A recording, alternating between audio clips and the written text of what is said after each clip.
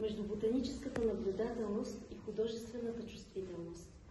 Орхидеите винаги са били символ на изтънченост, търпение и съвършенство. Това е едно от най-големите семейства в растителния свят, с над 28 000 вида и над 100 000 хибридни форми. И въпреки това всяка орхидея са толкова древни, почти прахообразни, без собствени хранителни запаси, те не биха, но тази симбиоза, този невидим съюз между растения и гъба е първото чудо в живота на орхидеята.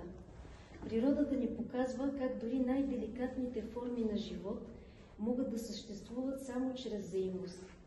А след това започват истинските истории, удивителните начини, по които орхидеите привличат опрашителите си. Някои разчитат на красотата си, други на аромат, трети дори на измама. Те могат да имитират насекоми по форма, цвят и дори по мирис, за да ги примамят и да извършат едно единствено действие – да пренесат прашенца им. Ванда фалката, например, е известна като ветровата орхидея. В Корея и Япония тя е символ на чистота и духовна изтънченост. Цветовете й ухаят най-силно през нощта, за да привлекат своите опрашители, нощните мълци. Дендробиум одигеси ни учи на търпение и доверие в природния ритъм.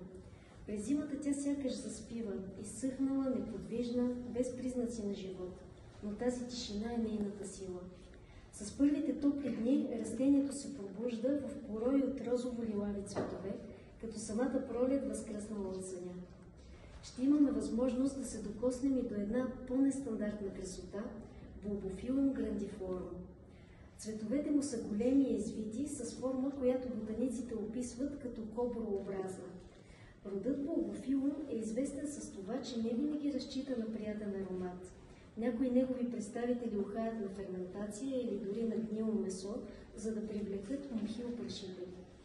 Това е другата страна на изяществото – биологична изобретателност, която превръща оцеляването в артистичен жест. Максилария линеолата пък е съвсем различна. Деликатна епифитна орхидея с цветове едва 2-3 см в диаметър. Фината жълта основа на цвета, прорязана от червеникави жилки, напомня изящна графика, в която природата рисува с най-тънката си черта. Тази деликатна красота е била забелязана и от художника, който я е уловил и превърнал в образ. Доказателство, че и в най-малките форми се крие съвършенство. Изложбата, която откриваме днес, е плод на таланта на 17 корейски творци, на които благодарим за споделеното вдъхновение. В техните картини виждаме не просто растения, а истории за адаптация, оцеляване и красота, пресъздадени с научна точност и артистична душа. Нека тази изложба бъде празник на знанието и на сетивата. Напомняне, че науката и изкуството могат да гледат в една и съща посока – към красотата на живота. Благодаря.